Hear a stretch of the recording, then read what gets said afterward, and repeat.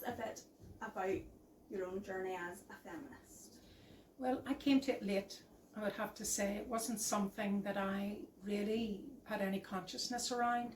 I mean, I knew instinctively around the whole area of gender inequality and broader equality, because my background in the voluntary community sector opened my eyes to that, and then being on the Equality Commission very much brought into sharp focus the whole issue, particularly of inequality and all the equality grounds.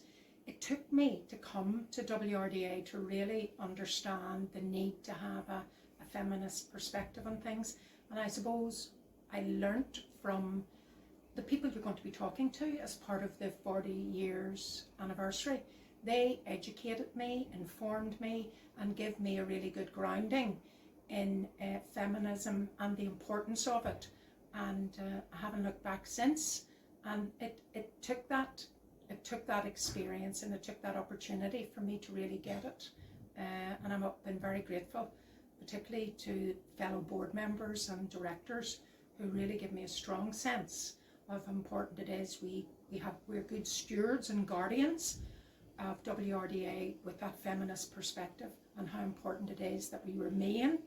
That is a big central plank of who WRDA is and its identity and its DNA, and it's very important it stays that way.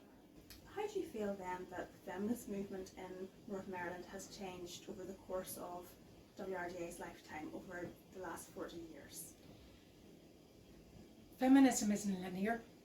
It really isn't, and in terms of the issues to do with feminism, they would ebb and flow, being given greater visibility and then stronger in policy terms, and then it's become, I think, a stronger movement overall, not just within WRDA, but some of the big issues that have brought feminism out of the cold a bit into more mainstream, I think, has been the Me Too movement and some of the big structural inequalities that have begun to sort of emerge and have taken its toll. I mean, you only have to look at COVID and the impact. You look at the cost of living, even in more recent times, and then, of course, the impact of the Troubles when you look back about the sort of more hidden aspects of gender inequality and feminism that sort of were around but weren't given their place within a society that was not at ease with itself during our Troubles. So I always think organisations like WRDA, if they weren't there, you would have to invent them. You would have to invent the organisation to be able to hold that feminist space and be good stewards and guardians of that space.